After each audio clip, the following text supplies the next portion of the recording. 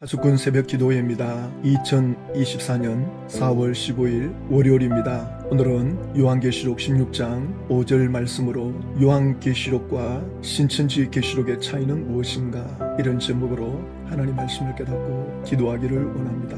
요한계시록 16장 5절 말씀을 보시면, 내가 들으니 물을 차지한 천사가 이르되 전에도 계셨고 지금도 계신 거룩하신 이여, 이렇게 심판하시니 의로우시도다.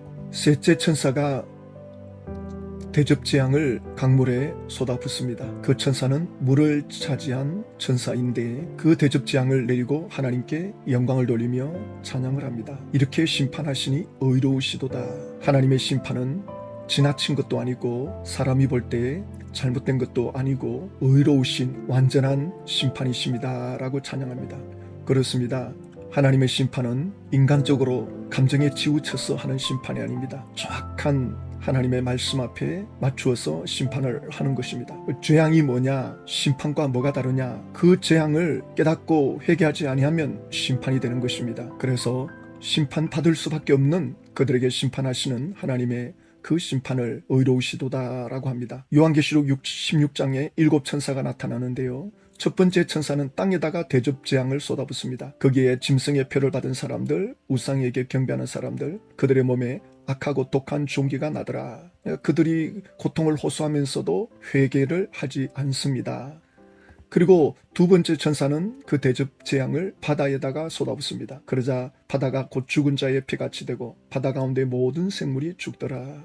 세 번째 천사는 강물에다가 대접재앙을 쏟아부으니까 역시 거기도 피바다가 됩니다. 신천지는 이 대접을 쏟아붓는 그 장소가 땅이라고 할 때 장막 성전에 있는 성도들이 바로 대접재앙을 받는다.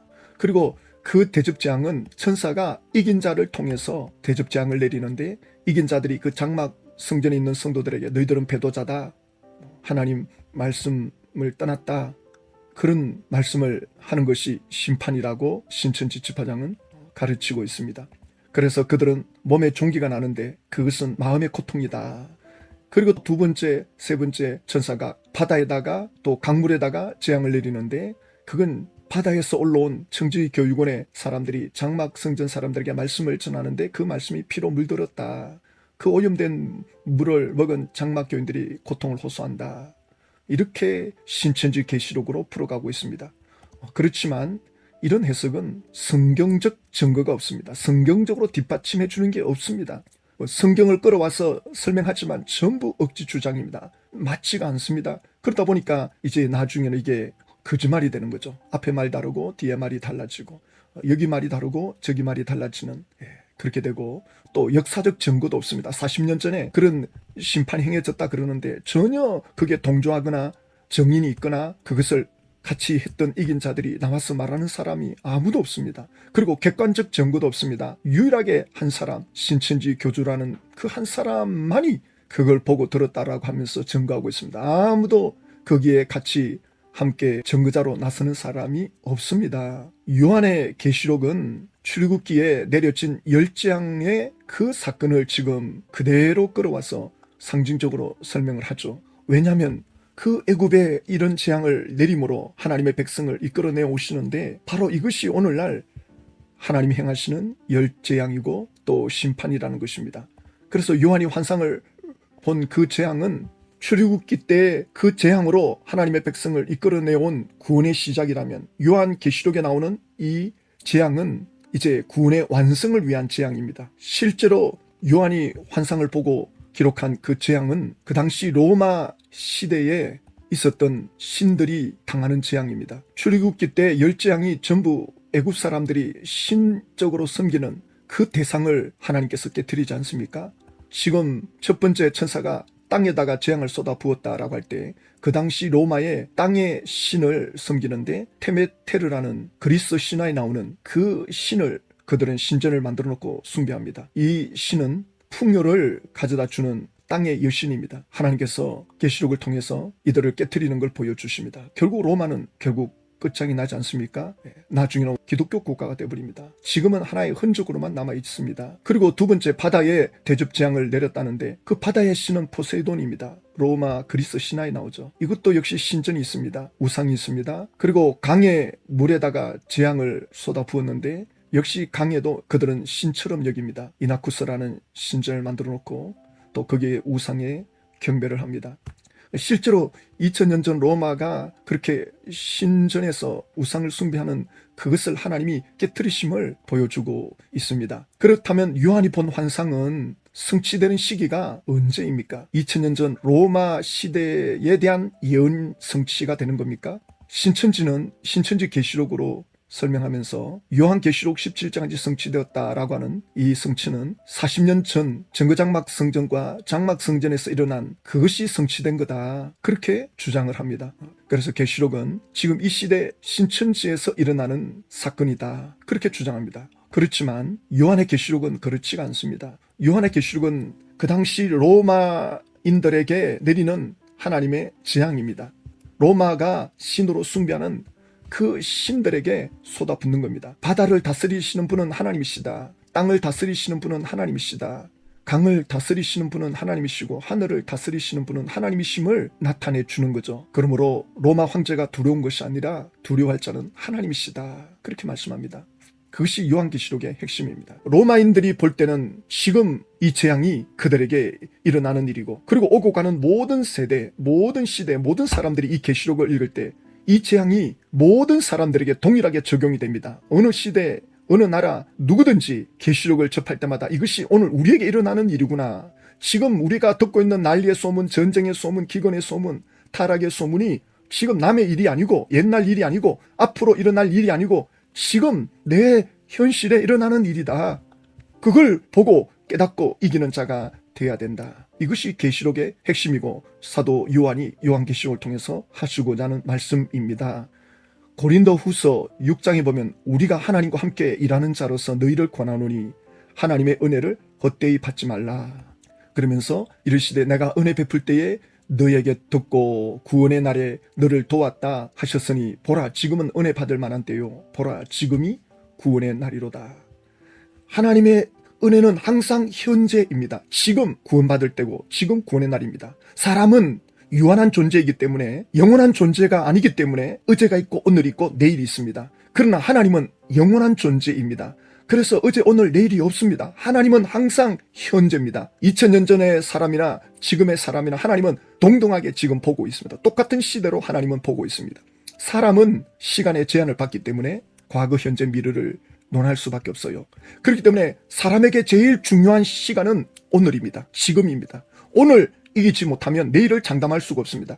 내일부터 잘하겠다, 그 내일을 누가 감히 내가 살 수 있다는 장담을 할 수 있겠습니까? 어떤 사람들은 내가 옛날에 어떤 신앙생활을 했는데 나도 한때 잘했다.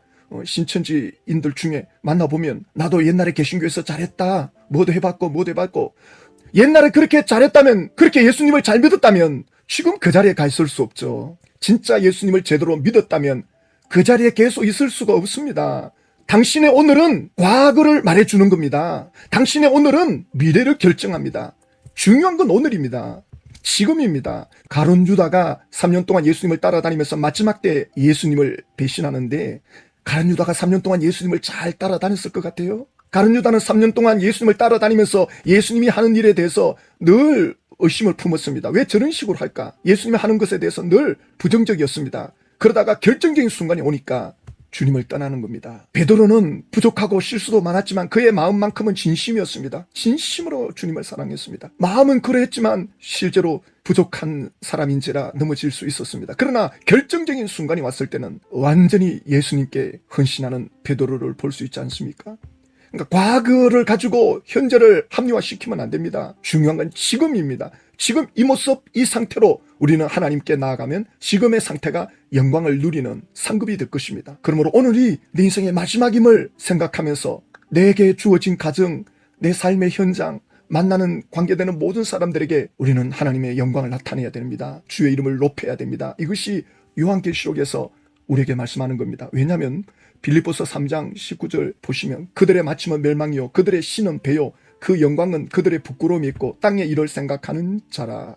그들의 신은 배라고 했는데 땅의 일을 생각하는, 이것이 2000년 전에만 있었습니까? 로마 시대에만 그들이 땅의 신을 생각하고 그들의 육신적인 것만 생각하는 그 시대만 그랬습니까? 2000년 내내 사람들은 땅의 일을 생각해 왔습니다. 육신의 소욕을 쫓아왔습니다. 그러므로 하나님의 재앙이 로마 시대나 지금이나 다를 바가 없습니다. 똑같이 다 땅의 일을 생각하고 있기 때문에 하나님은 땅을 흔드는 것입니다. 그것이 우리 믿음의 대상이 아니다. 이 땅은 영원한 곳이 아니다. 제발 정신을 차려라. 영원히 살 것처럼 생각하지 마라. 어느 날 사람은 떠난다. 그래서 골로새서 3장 5절에 그러므로 땅에 있는 지체를 죽이라. 곧 음란과 부정과 사욕과 악한 정욕과 탄심이니 탄심은 우상 숭배니라. 이 땅에 있는 지체가 2000년 전에만 있었던 것이 아니고 오늘 이 시대도 누구에게나 다 이 땅에 지체가 있고 또 이런 부정적인 엄난 사욕, 악한 정욕, 탄심이 언제나 우리를 공격해오고 있습니다. 거기에 빠지면 우상 숭배자로 전락을 하는 것입니다. 그 누구도 장담할 수가 없습니다. 사도 요한은 요한일서 2장 18절에 아이들아 지금은 마지막 때라 적그리스도가 오리라는 말을 너희가 들은 것과 같이 지금도 많은 적그리스도가 일어났으니 그러므로 우리가 마지막 때인 줄 아노라. 사도 요한은 요한계시록을 기록한 후에 요한 1, 2, 3서를 기록합니다. 요한계시록을 직접 기록했기 때문에 사도 요한 입장에서는 예수님이 곧 오실 것처럼 느껴지는 겁니다. 곧 이제 끝이 나는 것처럼. 왜? 너무 생생하게 환상을 봤기 때문에 야 이거 내 시대에 예수님이 재림에 오실 수도 있겠구나. 지금 주변에 적그리스도가 일어나는 걸 보니 이게 마지막 때다.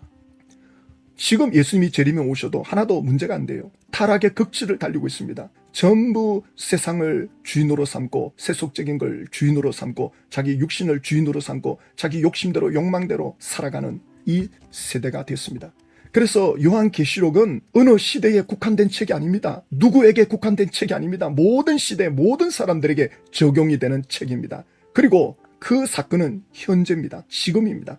로마인들이 읽었을 때 그들은 계시록이 지금 그들에게 적용되는 거예요. 그들에게 지금 일어나고 있는 일입니다. 이 계시록은 지금 우리들에게 일어납니다. 그러므로 이 계시록을 받아보는 자들이 어떻게 깨달아야 되느냐? 지금 내 신앙이 이기는 자인가? 나는 지금 세상을 이기고 있는가? 나는 지금 마귀의 세력을 이기고 있는가? 나는 지금 나 자신을 이기고 있는가? 나는 하나님의 뜻대로 지금 살아가고 있는가? 오늘 지금 당장 이 땅에서 떠난다 할지라도 하나님 앞에 부끄럼 없이 그래도 설 수 있는가? 하나님 앞에 믿음으로 살았다는 증거를 내어 보일 수 있는가? 지금 생각을 해야 된다는 것입니다. 이 계시록은 바로 이 시대에 살아가는 모든 이들에게 지금 현재 이기는 자가 되어야 될 것을 말씀합니다. 계시록 6장, 7장, 8장, 11장 이 재앙들이 각각 스타일이 달라요.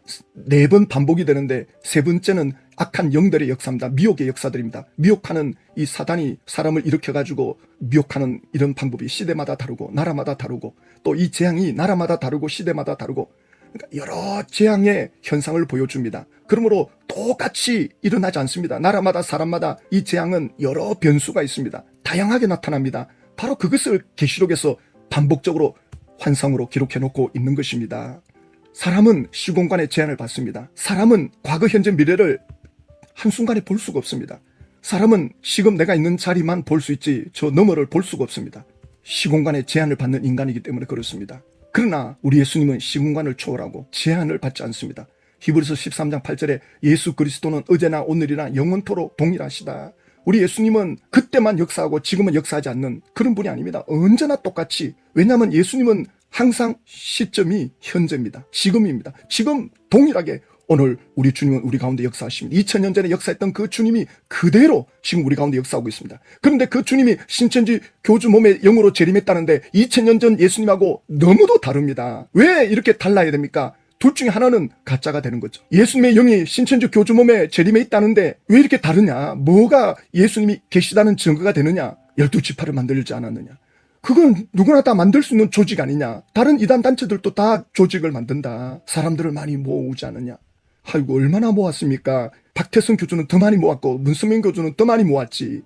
그건 세상 사람들도 합니다. 기업주들도 직원들을 엄청난 수를 둡니다. 예수님이 행했던 것을 보여줘야 돼요. 예수님이 행하신 거. 2000년에 오신 예수님이 행하신 거, 그분의 성품, 그분의 능력, 그분의 사랑은 동일한데 왜 여기 와서는 전혀 나타나지 않느냐는 겁니다. 예수님의 영이 신천지 교주문에 들어와 있다지만 예수님의 영이 재림한 것이 아니라 사탄의 영이 그를 사로잡고 있는 것입니다.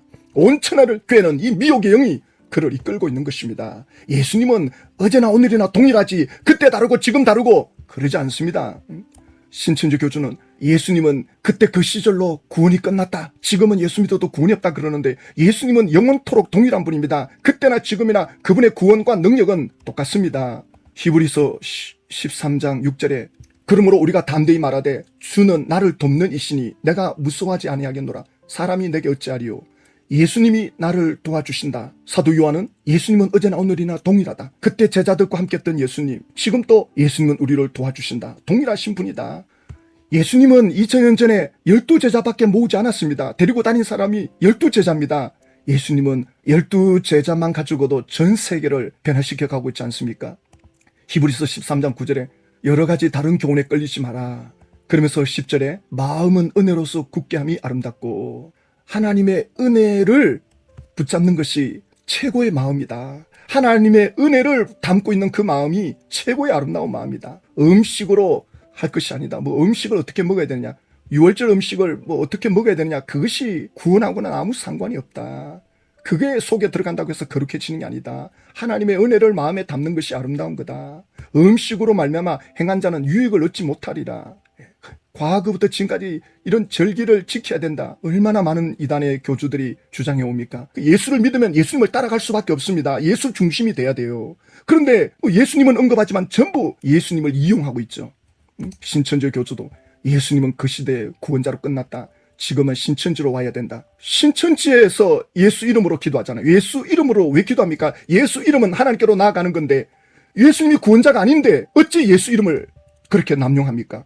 예수 이름으로 기도하면 예수님이 구원자입니다. 중보자가 되고, 그러면 예수 이름으로 구원받습니다. 그러면 그걸로 끝입니다. 예수 이름으로 구원받으면 됐지. 거기다가 또 다른 거 갖다 붙인다. 무슨 날짜, 뭐 어떤 조건. 그러면 예수님의 이름이 흐려지는 거죠. 그래서 신천지에서는 예수 이름으로 기도해도 그 예수의 이름이 예수님이 말씀한 유일한 예수님의 이름이 아닌 거죠. 그래서 기도 응답이 없습니다. 신천지는 예수 이름 아무리 불러도 구원자 예수님의 이름이 아니기 때문에 구원이 없습니다. 기도응답이 없습니다. 신천지 계시록은 교리가 단순해요. 신천지로 오라. 12지파에 들어와라. 그리고 계시록 가르치는 걸 실상을 배워라. 그리고 14만 4천 입 맞아라. 이게 다입니다. 그래서 14만 4천 들어가기 위해서 엄청난 희생을 요구하죠.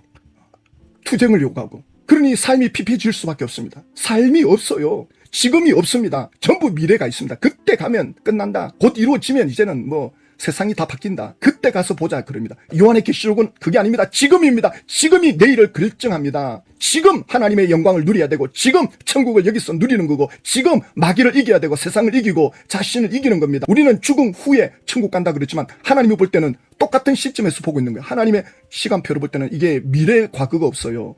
하나님의 관점에서 우리를 보면 우린 지금 천국과 연결이 되어 있습니다. 내가 지금 하는 모든 것들은 천국과 연결이 되는 겁니다. 신천지의 계시록은 성경을 억지로 풀고 있습니다. 그 억지로 풀고 있는 건 귀신의 가르침이 되는 거죠. 신천지 지파장이 계시록 16장을 말씀할 때 바빌론 심판을 말하거든요. 바빌론 심판이 무너진다. 16장에 무너진다. 그러면 17장이 성취됐으니 바빌론 심판이 끝나야 되는데 올해 바빌론 성취해 계시록 18장 언급하면서 이렇게 지파장과 교주도 말이 맞지가 않아요. 자기들끼리도 말이 안 맞는 거예요. 성경을 그대로 풀었는데 신천지 교리를 그대로 풀었잖아요. 지파장은 신천지 교주가 가르쳐주는 책자대로 했는데 이게 나중에 가니까 안 맞는 거예요. 이게 전부 거짓말이 되는 거예요. 신천지 이제 교주가 세상을 떠나면 어떻게 되겠습니까? 신명기 18장 22절에 만일 선지자가 있어 여호와의 이름으로 말한 일에 증언도 없고 성취함도 없으면 이는 여호와께서 말씀한 것이 아니요. 신천지 교주가 말해가지고 예언해가지고 성취된 게 하나라도 있습니까? 없습니다. 이거는 하나님 앞에 우상숭배가 되거든요. 그래서 그 마귀도 불과 유황에 던져지지만 그 짐승들, 거짓 선지자들도 다 던져집니다. 밤낮 괴로움을 당한다. 그래서 우리 주님은 이들을 위해서 누군가 기도해 주는 사람들이 필요하다. 이들을 위해서 기도해 주는 것을 하나님께서는 기뻐하십니다. 하나님 아버지, 신천지 이 계시록은 사람을 미혹하고 귀신의 가르침입니다. 12지파장들과 강사들에게 역사하는 이 귀신의 가르침, 미혹의 영들을 막아주시옵소서. 예수 이름으로 신천지 안의 12지파장들과 강사들에게 역사하는 이 미혹의 영들 예수 이름으로 떠나갈지어다. 전국 12지파의 기도의 파수꾼들이 일어나고 전도의 파수꾼들이 일어나서 이 신천지 계시록을 막을 수 있게 하여 주시옵소서. 예수님의 이름으로.